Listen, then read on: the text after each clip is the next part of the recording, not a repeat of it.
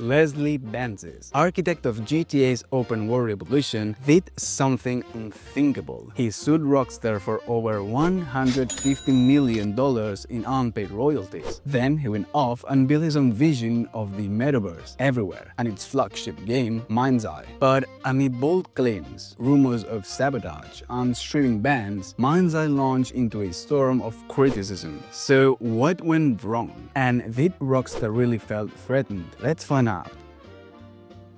Born in Aberdeen in January 1971, Leslie Benzies taught himself programming as a kid and rose to become president of Rockstar North. He shaped GTA 3 through GTA 5, including GTA Online, the games that defined an era. His influence was so pivotal, co-founders literally begged, "We need the Benz," on big titles like Red Dead Redemption. But in April 2016, Benzies sued Rockstar and Take-Two for $150 million over royalty disputes, alleging retaliation after taking a sabbatical. The lawsuit ended in a confidential settlement by February 2019. Post-Rockstar, Benzies founded Build a Rocket Boy and secured around $110 million in funding for Everywhere, a user-driving metaverse blending gameplay, racing, and creation tools, just like Roblox but with GTA Online characteristics. At Gamescom 2022, the studio described it as a multi-world platform. No NFTs or crypto, but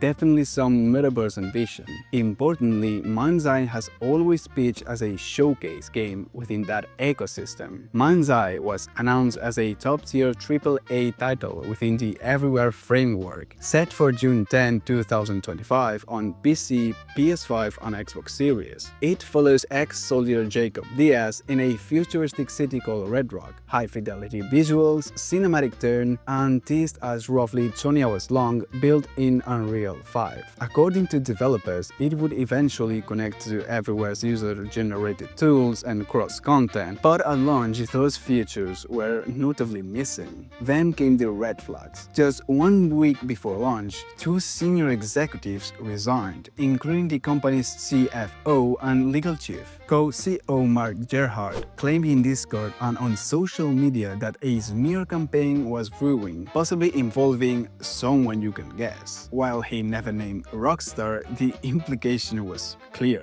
To make things even more weird, no review codes were sent to critics before launch.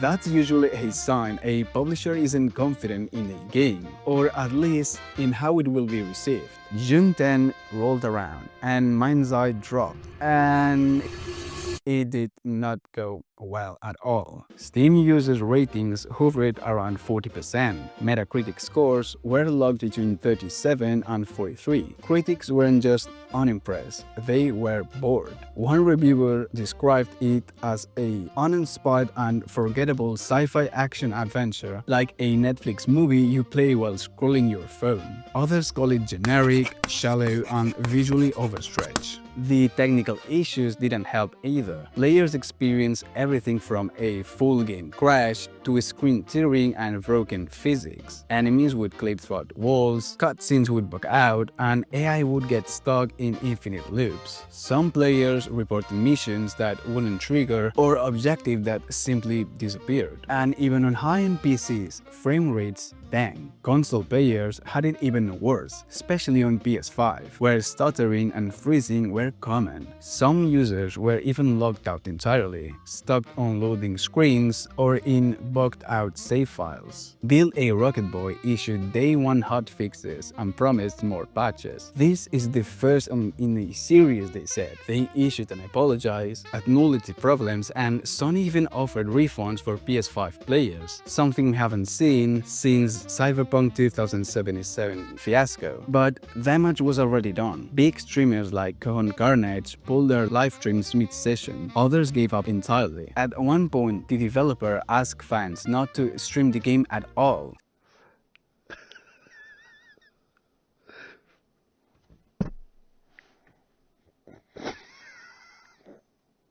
But that only added to a confusion and suspicion. What really caught attention was the developers' claim that Rockstar was afraid of MindsEye would make GTA 6 look small. On paper, that's hard to believe. GTA 6 is arguably the most anticipated game in modern game history. A standalone metaverse game with no users tool, a buggy launch, and an unknown IP wasn't going to threaten that. The biggest story might be internal. No review codes, executive exits, and the farming of negative press as sabotage suggests more disorganization than conspiracy. As Polygon put it, the launch felt weird, which is probably putting it mildly. So what went wrong? First, the scope. Featuring everywhere and MindsEye, the team was building two enormous products, both relying on high-end tech and ambitious timelines. That's risk even for veteran studios. Second, the leadership instability. Losing key executives day before launch is never a good sign. It hints at deeper problems with either management planning or both. Third, the messaging. Instead of framing MindsEye as an early access or platform test, it was pushed as a complete experience.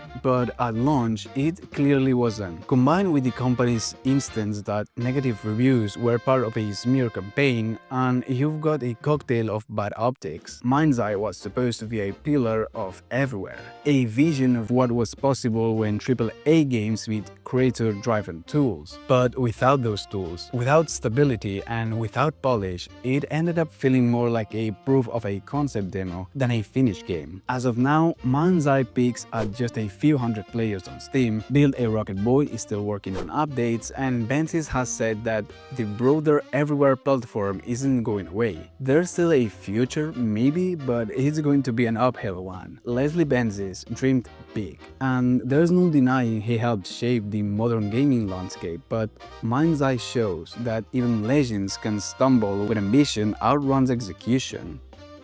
I hope you enjoyed this video. Remember, you can subscribe or leave it a comment and a like, and see you soon, random internet brother.